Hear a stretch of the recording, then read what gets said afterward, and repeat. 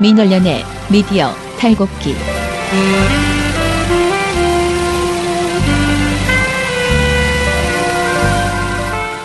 안녕하세요. 민원련의 미디어 탈곡기 세 번째 이야기 시작하겠습니다. 네, 오늘도 여전히 많은 소식들을 털어야 되는데요. 먼저 인사부터 하겠습니다. 저는 민원련의 김원경 사무처장이고요. 미디어 탈곡기의 이장입니다. 안녕하세요.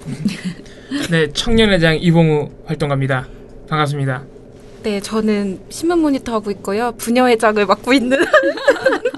마음에 쏙 들죠? 네, 너무 좋아요. 혹시 친구들로부터 반응이 없나요? 혹시? 친구들은 저 못생겼다고 자꾸 욕만 해요. 아니 왜? 민원연의 단점은 제가 청년회장인데 청년을 찾기가 어렵습니다. 왜? 밑에 지금 인턴들이랑 다 청년인데 무슨? 안 친해요. 그건 본인의 문제잖아요. 그러니까요. 전 친한데요? 내가 보기에 이장이 제일 외로워. 청년은 진짜 많잖아. 나 부녀회에 들어갈래요. 언제나 환영입니다. 저희 크루에는 언제든 문이 열려 있죠.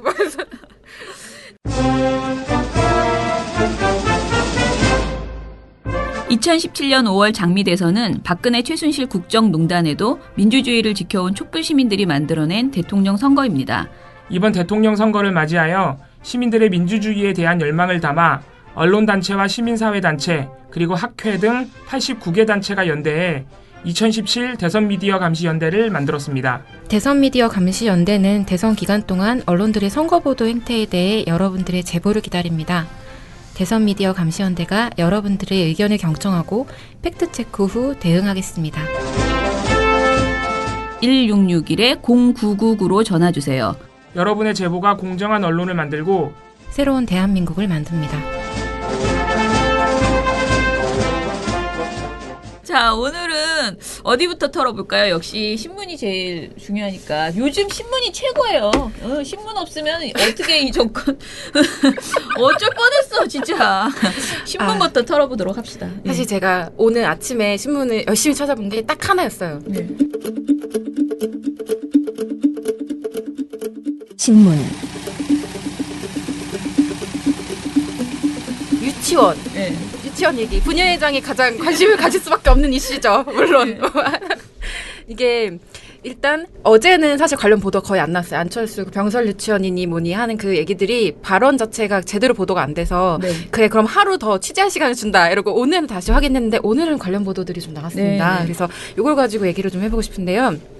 일단 안철수 후보 같은 경우에는 그 11일 사립 유치원 유아 교육자 대회 여기에 가서 대형 단설 유치원 신설은 자제하고 지금 현재 사립 유치원에 대해서는 독립 운영을 보장하고 시설 특성과 그에 따른 운영을 인정할 것 이런 발언을 했습니다. 아주 분노를 일으켰다. 네, 근데 이게 사실은 보도 자체가 맨 처음에는 병설 유치원을 뭐 자제하고 막 이렇게 오보가 났다. 그래서 요걸 고쳐서 실제로는 대형 단설만 신설을 자제시킬 것이다라고 뭐 이렇게 얘기를 했는데 문제는 이 공약 자체가 말이 안 된다는 거죠. 이게 말이 안 되는 게 일단 대형 단설 유치원이라고 하는 건 공립 유치원을 얘기하는 거죠. 근데 교육 공공성을 얘기하는 사람이 유독 공립 유치원의 한 형태의 유치원을 신설을 자제시키겠다라고 말하는 게 앞뒤 말이 안 맞지 않습니까? 그리고 그 근거 제시로 이렇게 재난이나 이런 걸 대비할 때 너무 대형일 경우에는 100명 이상 뭐 이렇게 대형일 경우에는 관리가 어렵다라는 말을 했는데요. 그러면 대형 사립 유치원은 관리가 잘 되나요? 오히려 더 말이 안 되죠. 더 어렵죠. 그죠, 더 어렵죠. 그리고 작은 이런 유치원들이 난립해 있는 것들이 오히려 국가 입장에서는 관리하는 게 더 어려운 거 아닌가? 그러니까 어쨌든 무엇도 상식에 부합하지 않는 이 말도 안 되는 공약을 내놨습니다. 그러면 이게 뭐 잘못 소문이 돌아서 병설 뭐 어쩌고저쩌고 하는 그 얘기를 보도하지 않더라도 이 공약 자체에 대해서는 이렇게 논란이 됐으면 한번 짚어줄 법하지 않습니까? 근데 조선일보 관련 보도 없음. 단 한 건도. 그러니까 안철수 후보의 실수를 보도를 안 해준 거죠 지금? 전혀 1도 안 하고 실수라고 생각 안 하는 거 아닐까요? 아니 실수라고 생각 안 하면 자신 있게 보도해주던가. 좋은 공약이라고 생각하시나? 좋은 공약이면 홍보해줘야 될 거 아니에요. 말을 안 해줍니다. 일단 일체 보도가 없고 지금 더 웃긴 거는 사실 조선일보 같은 경우는 어제 그 문재인 후보가 오지 차세대 오지 통신기술을 구현하기 위해 주파수 경매에 사활을 걸고 있습니다. 그 발언한 거는 동아일보와 함께 유일하게 6개 일간지 중에 유일하게 보도를 해줬거든요. 별도의 기사로 제목으로 뽑아서. 근데 공약에 대해서는 이렇게 논란이 되고 있는 공약에 대해서는 정작 단 한마디도 말을 해주지 않고 있다. 일단 이게 제일 첫 번째 문제고요. 네. 그러면 중앙일보는 어떻게 보도했냐. 중앙일보는 3건의 보도를 통해서 이걸 언급을 해주는데요. 그랬네. 그게 차라리 하지 마라. 이런 식으로 할 거면 정말 하지 마라. 저는 이거 사실 오늘 제일 나쁜 보도 중에 하나로 꼽고 있는데요. 네. 예를 들면 12일 같은 경우 그 발언 자체가 나온 그 다음 날 지면에서는요. 오후 잠실 올림픽공원에서 열린 그 유아 교육자 대회에선 대형 단설 유치원은 신설을 자제하고 사립 유치원에 대해서는 독립 운영을 보장하며 그에 따른 운영을 인정할 것이라고 했다. 요렇게만 보도를 했어요. 네.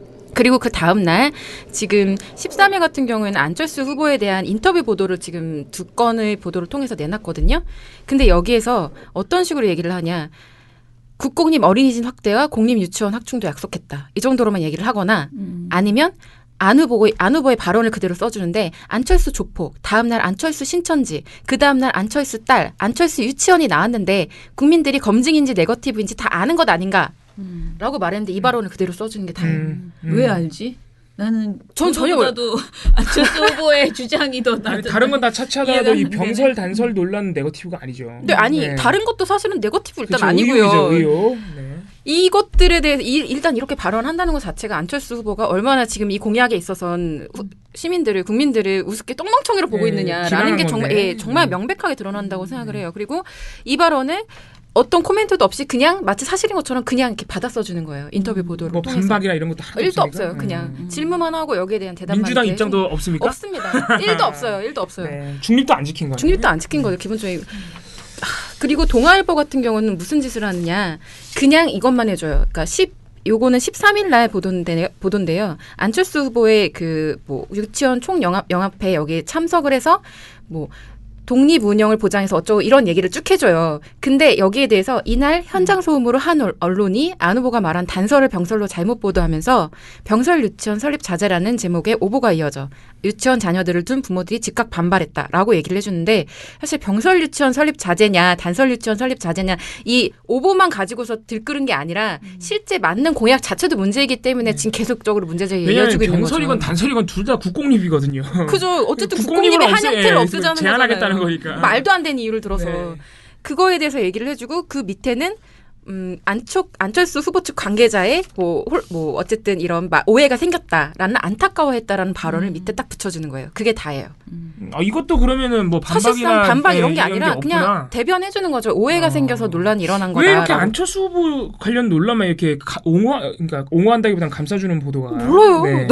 근데 지금 경향신문, 한겨레, 한국일보 같은 경우는 틀리게 뭐 보도가 된 건 맞는데 그거 차치하고서라도 이 공약 자체가 문제다라는 그렇죠. 팩트체크 보도해주고 있거든요. 이게 상식적인 보도. 이게 상식적인 네. 거죠. 정말 기본적인 거고.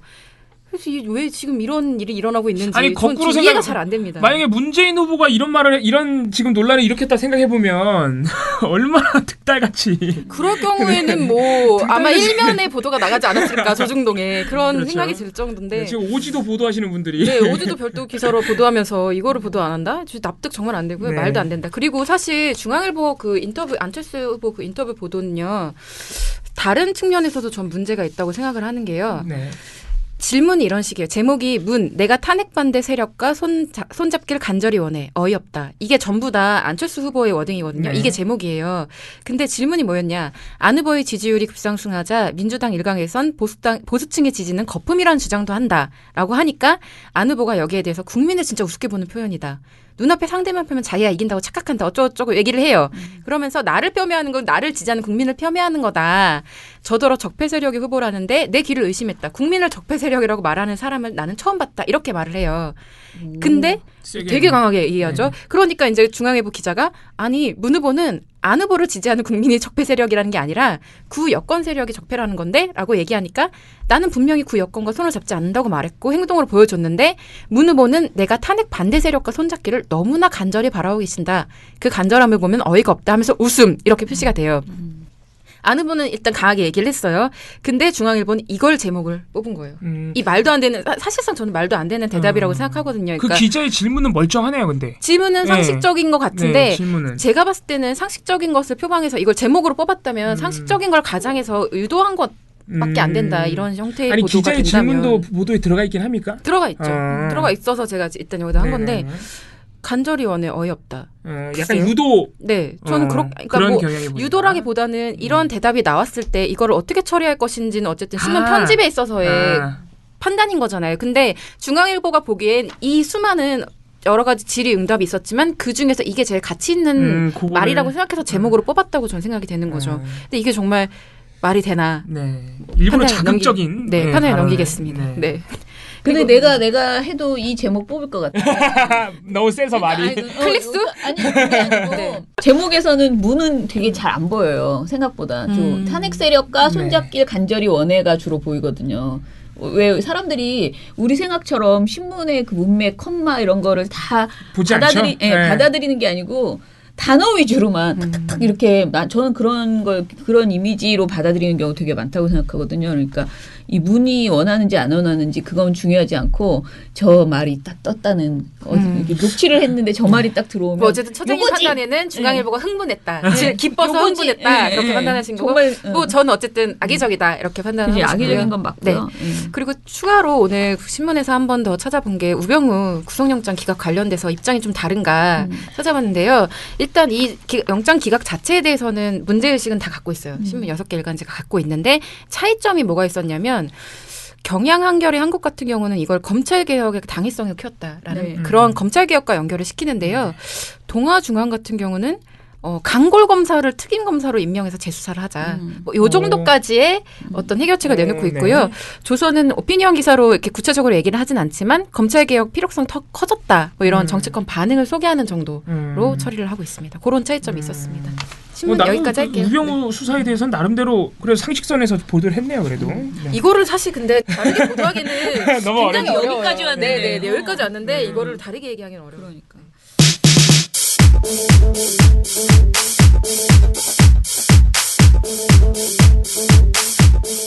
호의가 계속되면 그게 권리인 줄 알아요. 그런 언론을 늘 경계하고 감시합니다. 민원연의 미디어 탈곡기.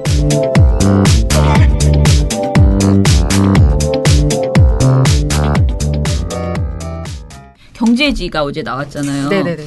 그 경제지 해주시는 선생님이 그 원래 동아일보 출신의 기자셨고요.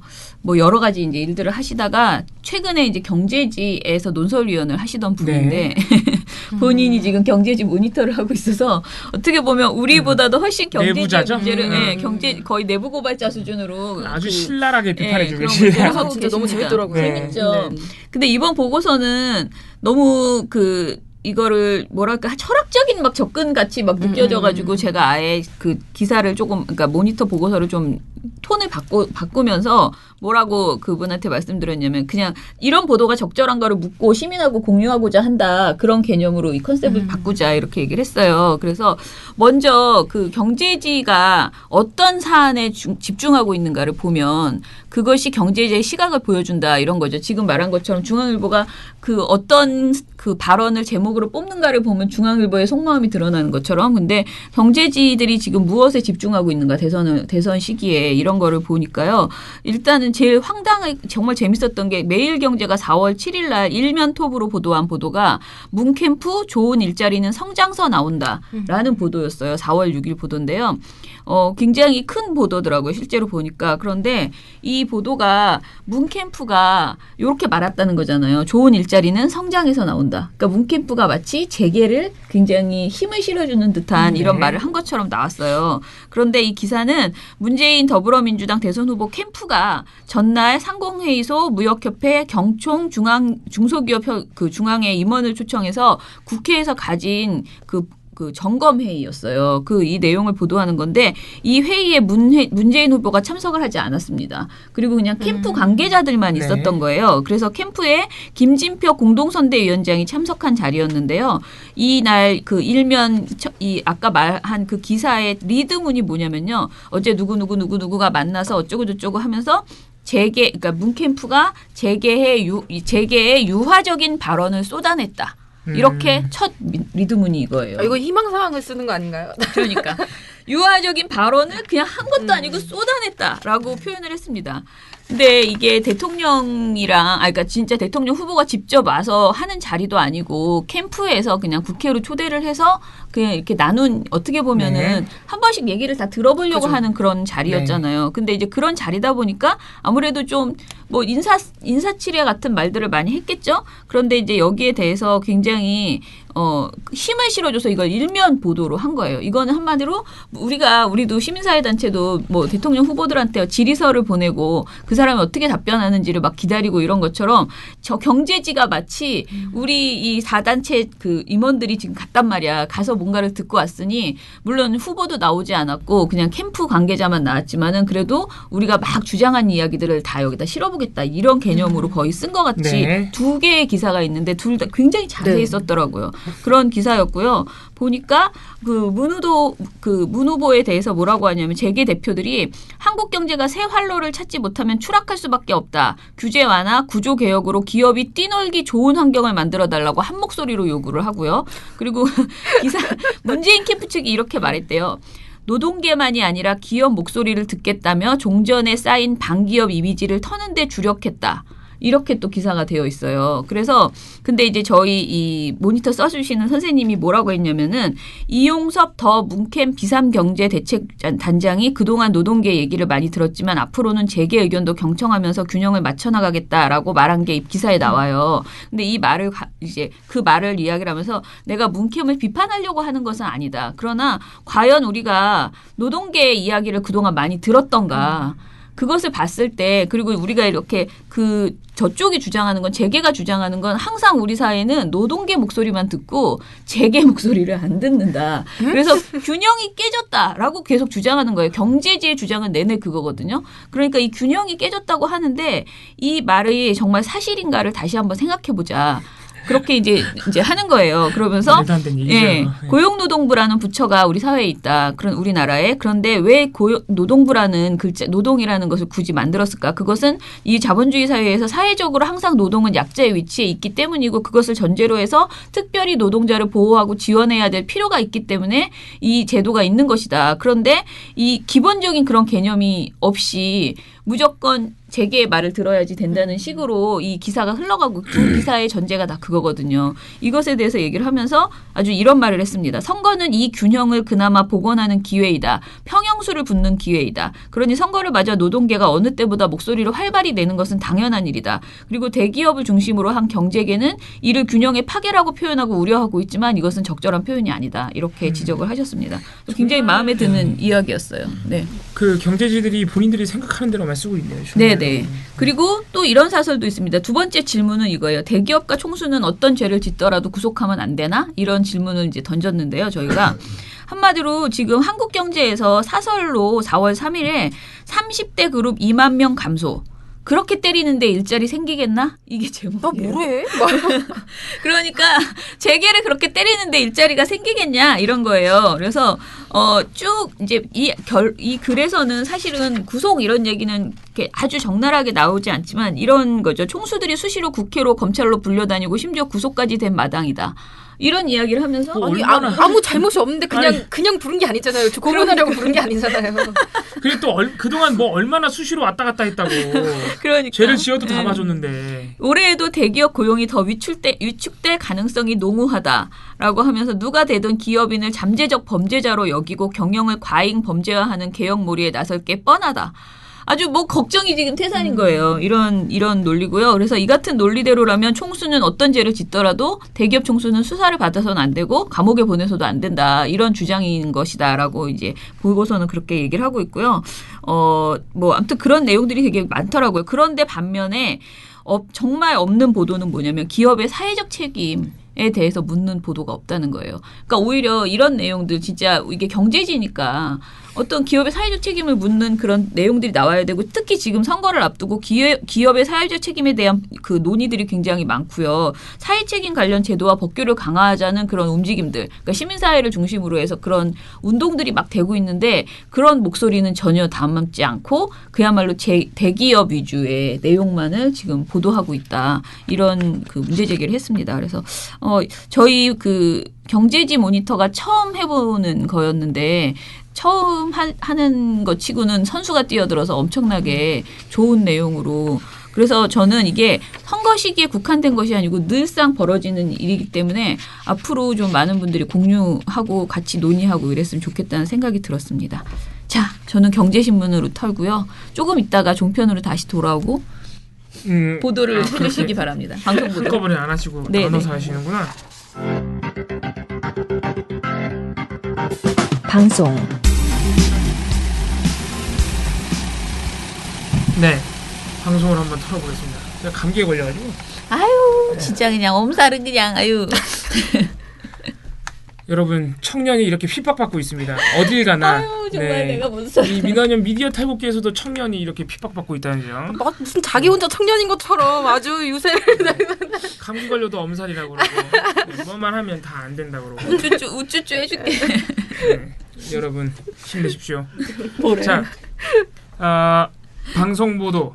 제가 어제 예고해둔 대로 그 양적 분석을 가지고 왔습니다. 네. 네, 여러분들 대선 보도 보시면서 대선 그러니까 뉴스 방송 뉴스 보시면서 뭐 이렇게 볼 게 없어 뭐 이런 생각 하실 거예요. 맨날 지지율만 나오고 지지고 볶고 싸우는 것만 나오고 그걸 저희가 이제 수치로 이걸 증명해 드린 건데 다 그런 이유가 있습니다. 여러분들이 느끼시는 게 사실이에요. 보면은 이 저희가 방송사별 유익 보도 그리고 방송사별 유해 보도를 산정하고 있습니다.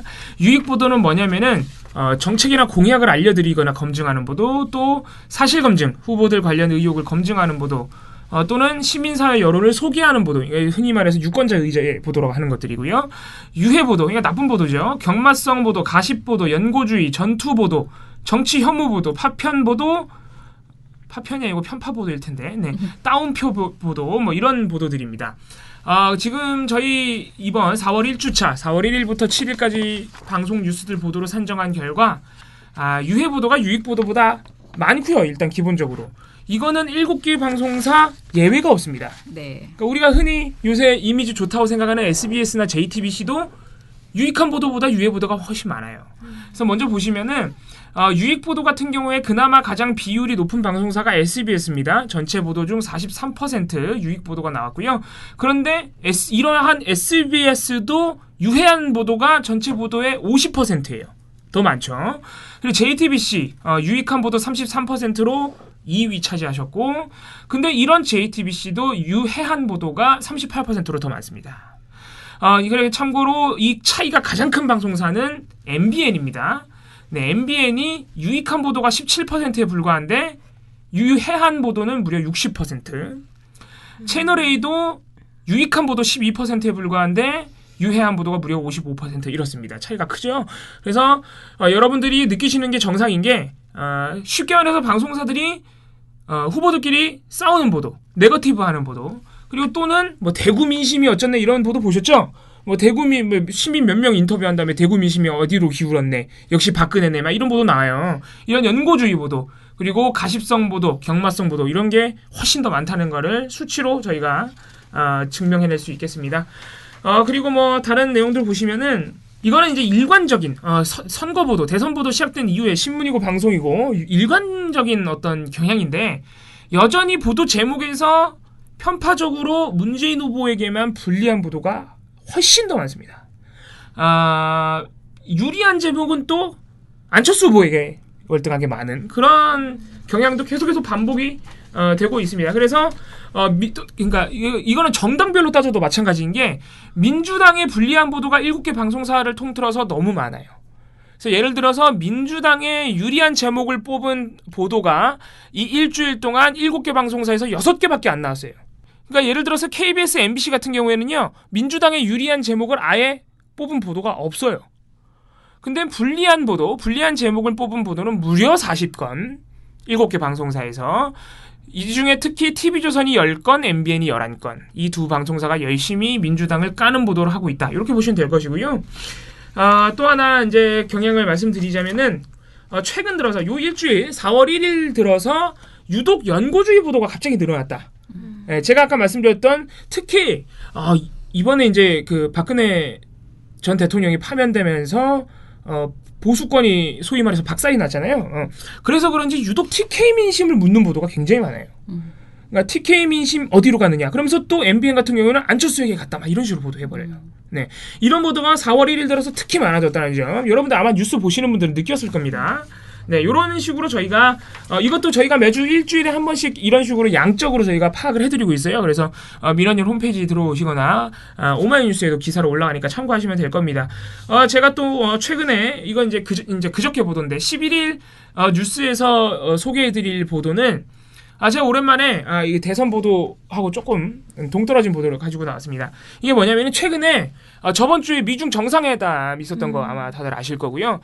요새 미국 트럼프 행정부가 북한에 대해서 아주 강경한 노선을 숨기지 않고 있다는 거 여러분들 아마 뉴스를 굳이 보지 않더라도 아실 겁니다. 뭐 이제 수단과 방법을 가리지 않겠다 이런 말까지 나와서 심지어 일각에서 이거는 이제 사실이 아닌 것으로 밝혀졌지만 4월 27일 날 북한을 폭격할 것이라는 네. 북폭설, 이른바 북폭설 막 이런 게 나돌았어요. 이게 이제 쉽게 말해서 안 그래도 지금 우리나라 전국이 불안한 상태에서 미국이 저런 식으로 나오니까 진짜로 때리는 거 아니야. 이런 식으로 이제 안보 불안을 방증하는 어떤 가짜 뉴스죠. 네, 이건 이제 사실이 아닌 것으로 쉽게 말씀드리면 방송사들이 미국의 이러한 강경한 대북 입장을 방관자적 입장으로 그냥 드라마 보듯이 받아 쓰고 있다는 이런 점을 지적을 꼭 하고 넘어가야겠습니다. 이게 미디어 오늘 기사로도 나왔습니다. 방송사들이 강 건너 불구경하고 있다. 그러니까 쉽게 말해서 우리나라에서 전쟁 날 판인데 미국의 강경한 입장을 신나서 받아 쓰는 게 도대체 왜 언론이 제 역할을 하는 것이냐 이런 비판적인 입장이 있는 것이죠. 그래서 제가 11일 날 마침 그런 보도들이 나와서 한번 집계를 해봤습니다. 그래서 11일 날 KBS가 무려 9건의 보도를 북한 관련 보도로 냈는데 이게 상당히 많은 거예요. 왜냐하면 KBS가 하루에 보통 적으면 25건, 많으면 27건밖에 보도를 안 내요. 그러니까 9건이면은 3분의 1입니다. 3분의 1. 3분의 1이 넘는다는 거예요. 국정농단 때도 그렇게 보도 많이 안 해. 놀라운 것은 국정농단 때도 이랬어요. KBS는. 국정농단 때도. 보도의 한 3분의 1이 북한 보도예요. 그러니까 기본적이에요. 기본적으로 베이스를 이렇게 깔고 들어가요. 그런데 KBS가 이 9건의 보도 중에 무려 3건이 미국의 강경 노선을 그냥 받아 쓴 거예요. 네. 이날 다른 방송사들도 북한 보도가 있긴 하지만은 미국의 입장 이날 이제 미국의 입장을 왜 이제 받아 썼냐면은 미국이 북한 미사일 우리가 격추할 건데 격추할 때 동맹국들한테 알릴게라는 입장이 나왔어요. 이게 이제 CNN 보도 이런 식으로 호주 CNN이 아니고요. 호주 언론을 통해서 이런 보도가 나와가지고 이게 또 이제 미사일 격추 막 그래도 동맹국에는 알린다 이러니까 이제 받아 쓰는 보도가 나오긴 나옵니다. 그러니까 다른 방송사는 딱 그거 하나만 받아 쓴 거예요. 근데 KBS는 이게 무려 3건입니다. 이게 어떤 내용이냐면은 아까 제가 말씀드린 내용 외에도 다른 한 건은 트럼프 대통령이 중국에 가서 시진핑 주석하고 정상회담을 하면서 북핵 밀담을 나눴다. 이 자리에서 모든 수단을 동원하겠다고 했다. 중국에게도 책임 있는 자세를 요구했고 중국도 북한의 압박에 동의했다. 이게 뭐냐면 결국에는 이제는 미국은 원래 그렇게 강경하게 나왔고 이제는 중국도 북한을 압박할 것이기 때문에 북한 너넨 끝났어 뭐 요런 뭐 요런 이제 보도죠. 더 큰 문제는 이 마지막으로 이제 받아쓴 보도. 이게 무슨 보도냐면은 제목이 일단 이렇습니다. 모든 선택 열려 있다. 압박 강화하는 미. 자, 이게 딱 봐도 이제 미국을 압박하는 미국의 태도를 굉장히 긍정적으로 받아쓰는 보도인데 이게 가장 큰 문제는 뭐냐면요. 여기 안에 북폭설을 야기한 미국의 무력 대응 입장을 그냥 받아쓰고 있어요. 신나서. 그러니까 예를 들면 이런 겁니다. 만약에 북한이 핵실험을 하면은 예방적 선제 타격 개념으로 핵미사일 개발과 관련된 핵심 시설을 제한적으로 공습할 수 있다. 라고 미국이 밝혔다예요. 이런 내용을 그냥 이렇게 딱딱부터 받아쓴 다음에 저 방송사는 한국에 없나요? 네, 그러니까 왜 저렇게 쓰죠? 네. 이렇게 막 받아 써줘요. 무력 대응을 그냥 받아 써주는 거예요. 근데 더 웃긴 거는 이렇게 한 다음에 KBS 보도 말미에 뭐라 그러냐면은 전면전으로 확대될 수 있는 만큼 그러니까 이런 선제 타격이 신중한 접근이 필요하다는 의견이 있다. 여기까지만 했으면 참 좋았을 텐데. 근데 여기서 또 뭐라 그러냐면은 군사 대응을 거론하는 것만으로도 북한을 억제하는 효과가 있기 때문에 긍정적이라는 의견도 있다. 이게 흔히 말하는 이제 기계적 중립인데 전문가 의견을 소개하면서도 무력 대응이 나쁘지 않다라는 말을 사실 해준 거예요. 이게 지금 북폭설이 나오는 와중에 낼 보도인가 상당히 이게 문제가 있는 보도입니다. 그래서 다른 방송사들 중에 이러한 KBS, JTBC와는 다른 입장을 가진 방송사가 다행히 있습니다. 그래서 SBS, JTBC가 한 건씩 좀 다른 입장을 보여줬어요. 특히 JTBC가 이날 아마 뉴스를 보신 분들은 아실 텐데 조금 화제가 됐어요. 왜냐면은 이날 JTBC 손석희 앵커가 북한에 파견 나가 있는 CNN 특파원과 생중계로 연결을 해서 막 또 CNN 특파원이 손앵커 나와주세요. 막 이런 식으로 손앵커라고 부르기도 하고 그래서 화제가 좀 됐습니다. 그래서 이게 뭐냐면은 그러니까 JTBC의 취지가 뭐냐면 이렇게 지금 미국이 너무 세게 나와서 긴장이 고조되고 있는데 북한 내부의 상황을 봐야 되는 거 아니냐. 북한이 어떻게 받아들이고 있는지. 그래서 CNN 특파원을 직접 연결을 한 겁니다. 그래서 이 CNN 특파원이 뭐라고 전달해 주냐면은 지금 미국의 저러한 강경한 입장 때문에 북한이 본인이 10번 넘게 북한을 왔다 갔다 했는데 10 몇 년간 자기가 지금까지 들어와 봤던 북한 상황 중에 가장 긴장도가 높다. 그리고 북한 관계자들을 만나본 결과 계속해서 미국이 저렇게 나온다면 우리도 어쩔 수 없이 무기 개발을 더 할 수밖에 없다. 왜냐면 우리한테는 남은 수단이 그거밖에 없으니까. 그래서 실제로 더욱더 뭐 도발이라든가 무기 개발이라든가 이런 쪽으로 역량을 집중하고 있는 것으로 보인다. 이런 북한 내부 상황을 전달해 준 것이죠. 그러면서 이 이제 특파원이 그래서 과연 이런 그러니까 도발을 억제하기 위한 무력 대응 또 강경 노선이 효과가 있는 것인지 한번 되돌아볼 필요가 있다. 이런 식으로 이제 손앵커하고 대담을 나누고 보도가 끝나거든요. 그러니까 미국의 강경 노선을 보도할 수는 있는데 이 강경 노선이 과연 어떤 효과를 지니고 있는지, 과연 북한을 억제하는 효과가 있는지를 짚어줘야 정상 아니겠습니까? 대북 정책이라는 게. 근데 JTBC하고 SBS만 이런 우려를 보여주고 다른 방송사들은 전혀 이런 입장을 보여주지는 않습니다. 그러니까 강경 노선이 심지어는 옹호하는 보도도 가끔 나오거든요. TV조선, KBS 이런 쪽에서는. 특히 그리고 자유한국당 보수를 표방하는 우리나라 정치 세력이 전부 북한을 때려야 된다는 입장에 서 있지 않습니까? 심지어는 많은 분들이 그것 때문에 표를 줘요. 그런 상황에서 좀 우리가 상식적으로 합리적인 수준으로 돌아와서 논의해볼 필요가 있다. 그 방송사들이 그거를 좀 선도를 해줘야 되는데 오히려 강 건너 불구경하듯이 받아 쓰고 있다. 이런 거를 좀 짚어줘야겠습니다. 특히 선거 기간 우리가 흔히 말하는 북풍 조심해야 되니까요. 제가 어제 보고서에 쓴 것 중에 이 내용이 사실 있었잖아요. 근데 이거 갑자기 내는데 이건 퀴즈. 네. 요런 짓을 방송사들이 하는 요런 짓들. 선제 타격 북한을 제재하기 위해선 선제 타격도 사실은 하나의 옵션을 생각해야 된다는 그런 주장을 가장 평소에 많이 펼치는 매체가 혹시 어디라고? 조선일보.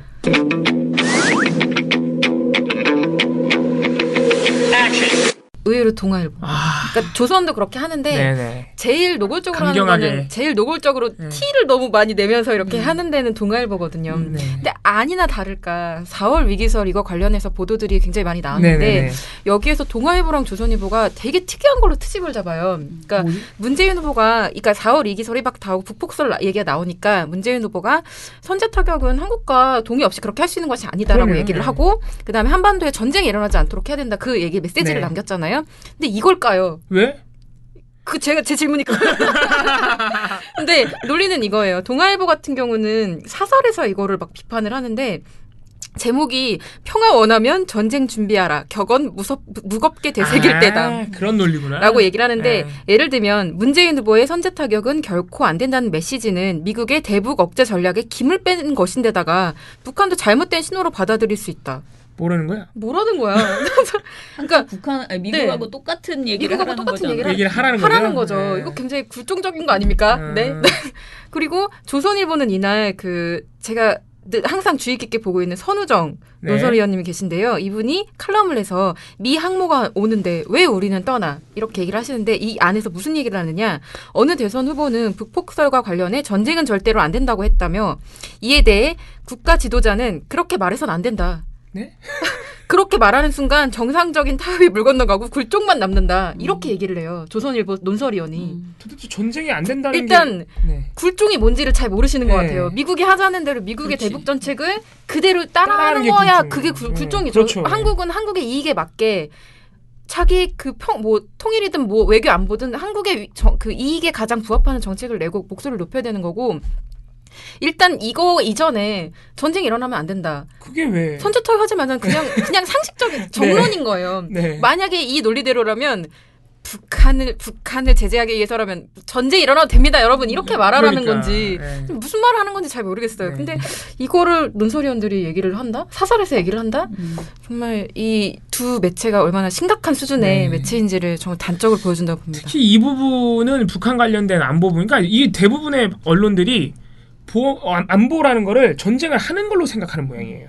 특히 난 네. 이런 얘기를 하는 걸 볼 때마다 이 사람들은 한국에서 기사 송고하는 거 아닌가? 그러니까요. 그런 네. 생각이 들죠. 전쟁을 되게 좋아하죠. 그런 그 보수 제가 지금 그런 이야기들을 많이 하는 사람들에 대해서 우리가 말하잖아. 다 이미 자식들은 외국에 갔나 보다. 어떻게 저렇게 아니 그래도 다 자기는 내보내고 있나 보다. 어떻게 저렇게 계속 그 유체이탈합법처럼 여기는 한국이 아닌 것처럼 마치 미국 본국에서 뭔가를 쓰고 있는 것 같은 그런 얘기들을 하잖아요. 그러니까 네, 상식이 사실 잘안 이런 통하죠. 얘기는 종편 시사 토크쇼에서 진짜 이거는 한 뭐 4, 5년 전부터 내내 종편이 가장 많이 하는 이야기가 그 선제 타격론이나 우리가 그러니까 본때를 보여줘야 된다. 뭐 이런 식의 이야기들. 그리고 뭐 전쟁을 불사해야지만 평화가 온다. 그런 주장을 계속 하는 거죠. 네. 너무 많이 그런 이야기들이 있었는데 문제는 저는 그게 우리 방송심의 규정이나 이런 거에도 평화통일 관련된 뭐 그 내용이 있고 그렇지만 그걸 어겨서 뭐라 그러지? 경고를 경고까지는 바라지도 않아. 권고를 받은 사례가 거의 없어요. 아, 그러니까 예, 이런 식의 멘트들 있잖아요. 뭐 심지어는 작년 같은 경우에 작년 총선 때도 굉장히 많았잖아요. 그래서 별별 일이 다 있었지만은 그 북한 관련된 이야기는 정말 아무렇게나 카더라로 얘기하고 아무렇게나 세게 얘기해도 별로 문제 제기를 안 받더라고요. 그 심의에서. 그래서 지금 그게 전반적으로 다 문제고 신문에서도 이렇게 말하고 지금 방송 보도도 이거 만약에 내면 뭐가 문제인지 네. 전혀 인식하지 못하거든요. 아니 미국에서 실제로 그렇게 말한 거를 네. 보도해 준 건데 뭐가 문제냐 네, 이렇게 그렇게 나오는 생각하는 거죠, 거죠. 근데 이게 사실은 방송심의 규정에 있는 남북 평화의 그 뭐라 그럴까 큰 차질을 빚을 수 있는 그런 발언을 하지 않도록 되어 있거든요. 근데 그런 부분이 이제 거의 사문화돼 버린. 지금은 이 정권 이명박 박근혜 정권 내내 그런 말은 하면 안 되고 그런 말은 다 종북인 사람들만 하는 것처럼 이렇게 되어버린 그런 분위기가 사실 있다는 것이죠.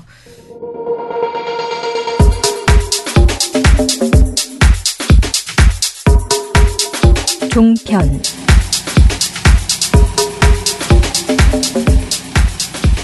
저는 이제 마지막으로 종편 이야기를 할 건데 저희가 어저께 그 파파이스에 내보낼 영상을 만들었는데 파파이스 출연은 안 했어요. 이번 주에는 그 더 플랜 영화 그 보신다고 해서요. 출연은 안 하고 영상만 만들어서 보냈는데 영화가 너무 길어서 영상도 어쩌면 나갈지 안 나갈지 네, 모르겠어요. 그냥 인터넷으로만 공개되지 네. 않을까. 그런데 어찌됐든 그걸 만들면서 제가 혼자서 최근에 만든 것 중에 제일 재밌다라고 막 생각하면서 낄낄거렸거든요. 그 주제가 뭐였냐면 문재인 후보의 3D. 네, 이거 아주 네. 재밌습니다. 이거. 3D 이 영상으로 놀리기에 보셔야 돼요. 재미 들린 종편이에요. 근데 정말 그냥 너무 한심해요. 이렇게 정말 뭐랄까 깨알같이 노력하는구나 종편이 그런 생각이 들었습니다. 뭐 그냥 한두 개만 말씀드리면요. 그 채널A 뉴스 특보에서 신지호 연세대 개공 교수. 제가 어제 말씀드렸어요. 이분 국회의원입니다. 예, 원래. 전 국회의원이고 그 새누리당 국회의원이고 그리고 그 뉴라이트 대표 단체의 대표였던 분인데 이분이 뭐라 그러냐면은 3D라고 읽을 수는 있는데 이게 뭐냐면 익숙하지가 않다는 거죠. 그러니까 이 3D라는 이런 신산업에 익숙하지가 않다는 게 문제다. 이걸 처음 접하지 않았을까? 그 지적은 좀 아플 수도 있어요. 라고 말해요. 그런데 여기서 옛날에 일본 총리 중에 조금 짧은 분이 계속 보고서에 IT가 이렇게 들어가 있으니까 이 이트는 대명사 이트는 뭐를 가리키는 것이냐면서 우스갯소리 이렇게 말해서 우스갯소리가 된 적이 있다는 거예요. 근데 이렇게 말을 하면서 막 자기들끼리 웃거든요. 근데 이거랑 완전 다른. 그러니까 다르기도 하고 저는 이 표현이 너무 기분 조금 나빴어요. 조금 짧은 그게 분. 뭐예요?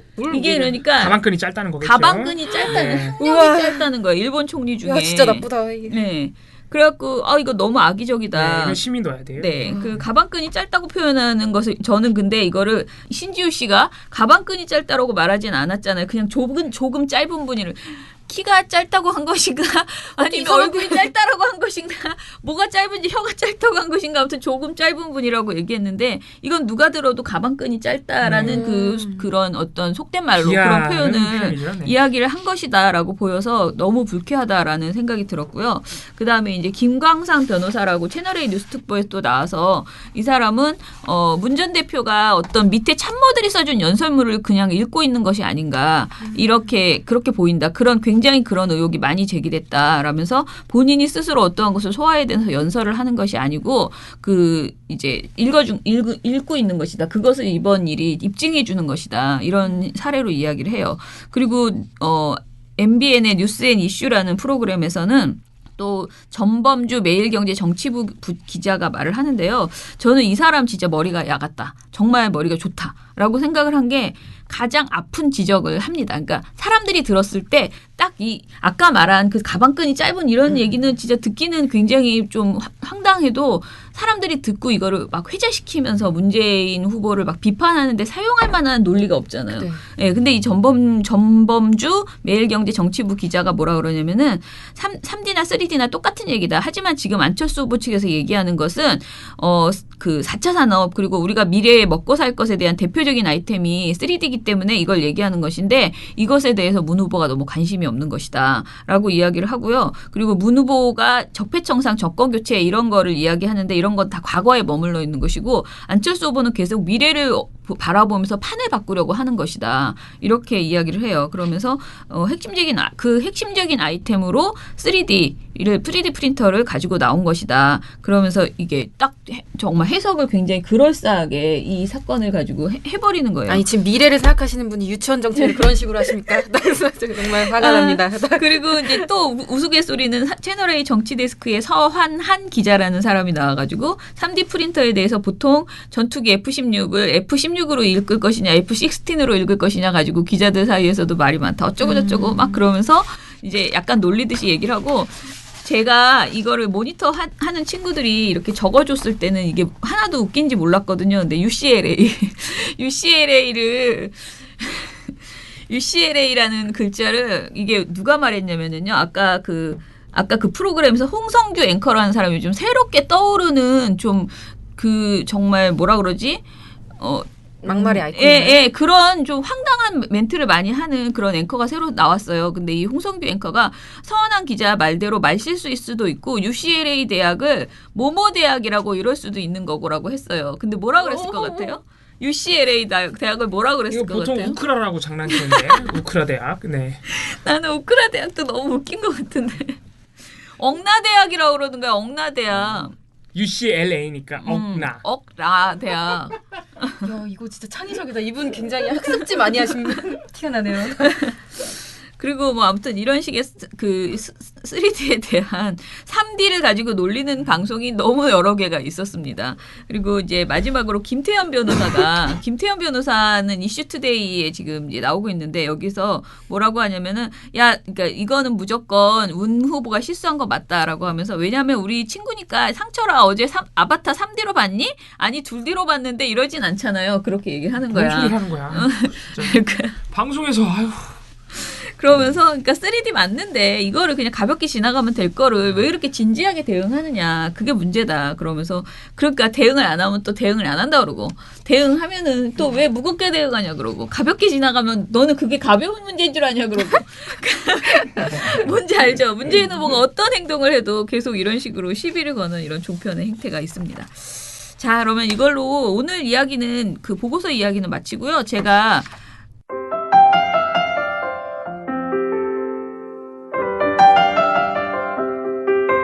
날이 좋아서, 날이 좋지 않아서, 날이 적당해서 모든 날이 언론을 모니터하기 싫었다. 민얼련의 미디어 탈곡기.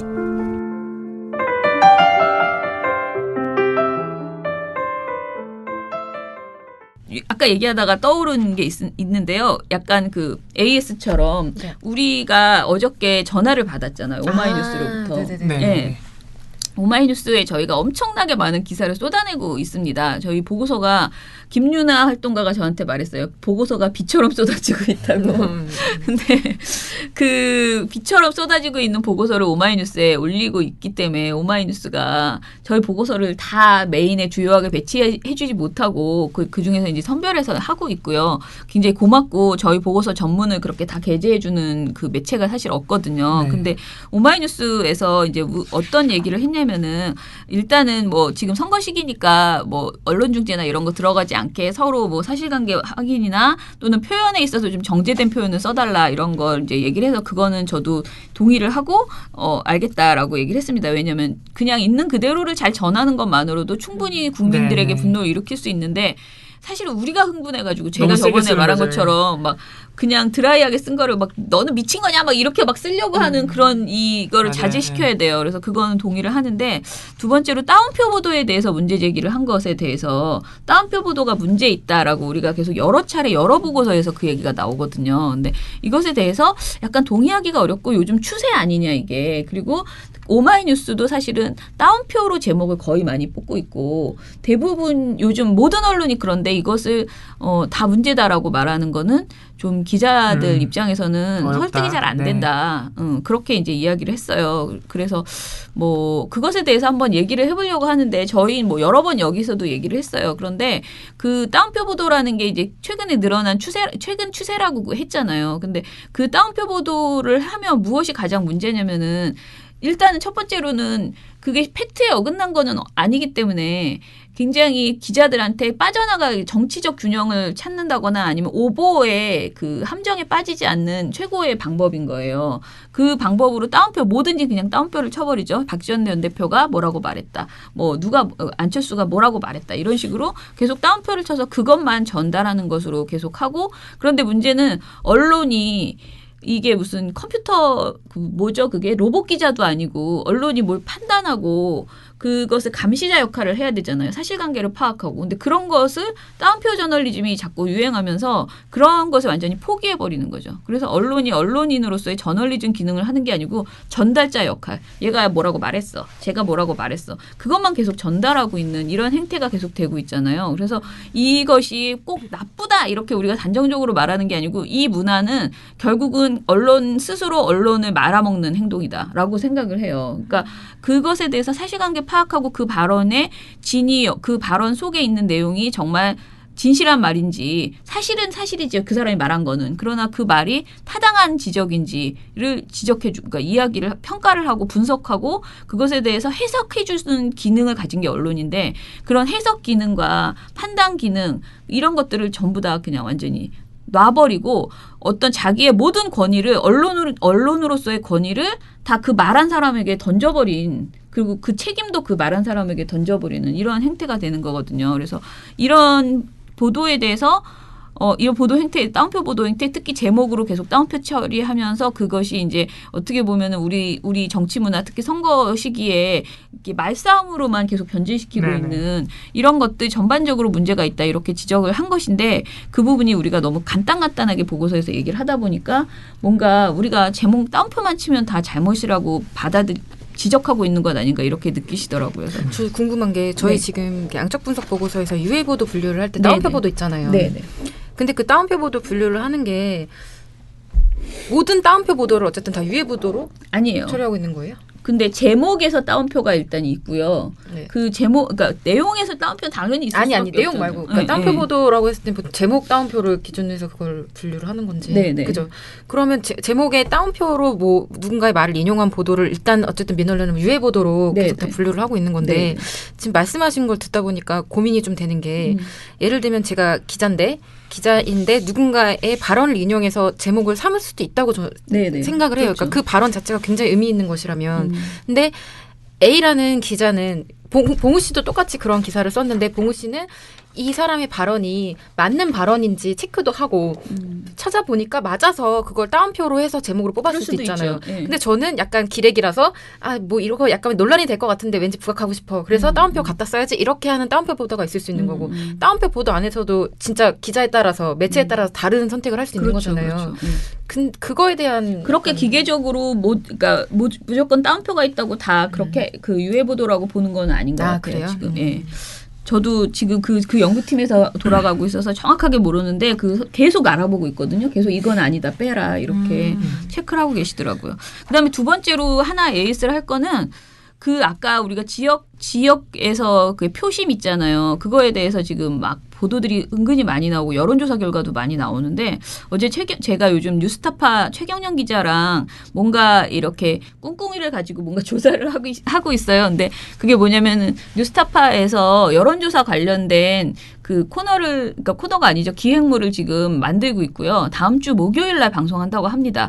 그래서 이제 그 자료조사를 저희가 이제 공동으로 해드리려고 대선미디어 감시연대 차원에서 도와드리고 그게 또 그 자막으로 막 이렇게 뉴스타파에 나가면 그것도 의미가 있다라고 생각하고 해서 같이 지금 하고 있는데요. 그 아이템을 이렇게 잡다가 저희는 이제 신문 모니터를 전담을 했어요. 근데 아이템을 잡다가 그 얘기를 하더라고요. 선거 보도에서 선거 여론조사에서 정말 하지 말아야 된다고 이건 안 돼라고 생각하는 것이 최근에 알아보니 최경영 기자가 취재하는 과정에서 알아보니 지역에서 몇 프로가 나왔다. 이걸 하지 말아야 된다라고 그렇죠. 여론조사 전문가들이 말한다라는 거예요. 근데 제가 그게 그냥 도덕적인 걸로 아니면 지금 말하는 뭐 지역색을 부각해서 그게 아니고요.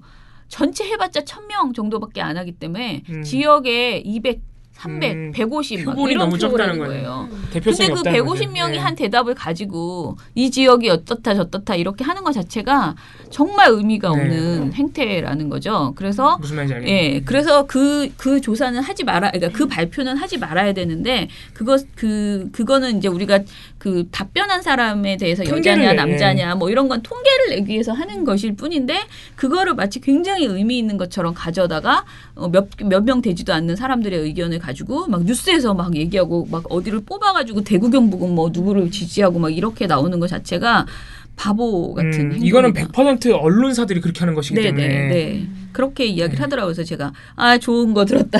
예, 좋은 정보였다. 그래서 이번에 지금 모니터 하면서도 그런 발언이 나오면 무조건 다 보도에서 그런 게 나오는지 다 뽑아내기로 했거든요. 그래서 결과는 뉴스타파 다음 주 목요일 뉴스타파에 나오고 저희는 그걸 가지고 보고서를 금요일쯤에 발표하도록 준비하려고 그렇게 합니다. 이제 여론조사가 지금 한창 극성을 부리면서 이제 그 최악으로 이번 주 아마 주말이 최고로 여러 가지 여론조사가 나올 텐데요. 일단은 KBS 여론조사에 대해서 심이 들어갔고 좀 약간 그런 여론이 굉장히 심각하다는 게 어찌됐든 한번 터졌잖아요. 그래서 저는 그 미디어 오늘 기자가 전화해가지고 인터뷰 요청하길래 제가 어찌됐든 되게 잘된 일이다. 이게 그런 여론조사가 한번 나와줘가지고 경종을 딱 울린 거잖아요. 그래서 어찌됐든 한번 이게 위축되는 거지. 조사 입장에서는 막 아무렇게나 하면은 큰일 나는구나라는 생각을 일단은 결과가 아직 안 나왔지만 그 공정성 심의위원회에서의 결과가 나오진 않았지만은 그래도 조심해야 된다는 그런 국민들이 굉장히 옛날같이 우매하지 않다. 이 여론조사에 대해서 그렇게 속 쉽게 넘어가지 않는다. 진짜 이제는 다들 전문가다. 이런 것을 드러난 사건이었던 것 같아요. KBS 여론조사 그게. 그래서 이번 참에 이런 이번 주 다음 주가 이제 마지막인데 여론조사에 휘둘리지 않는 그런 그 보도들이 나올 수 있도록 좀 더 계속 잔소리 글도 많이 남겨주시고 그러면 좋겠습니다. 자, 그러면 오늘 우리 미디어 탈곡기는 이걸로 마치고요. 마지막 인사드리겠습니다. 여러분, 민원연의 미디어 탈곡기는 내일도 열심히 털어드리겠습니다. 탈탈탈. 안녕.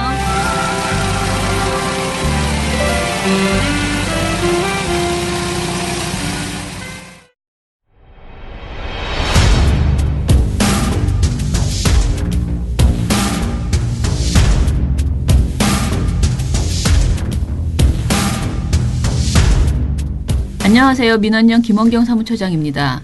민주언론시민연합은 언론 권력을 견제 감시하는 대표 언론시민단체입니다. 1984년 창립 이후 민원연은 지속적인 시민 언론 운동을 전개하며 언론 민주화를 이끄는데 주도적인 역할을 담당해 왔습니다. 앞으로도 6천 민원연 회원 그리고 민주시민과 함께 우리 사회 언론 민주화를 위한 걸음을 우직하게 걷겠습니다. 민주언론시민연합은 여러분의 소중한 후원으로 투명하게 운영됩니다. 민주언론시민연합은 여러분의 소중한 후원으로 투명하게 운영됩니다. 후원 계좌 신한은행 100-019-186-241입니다.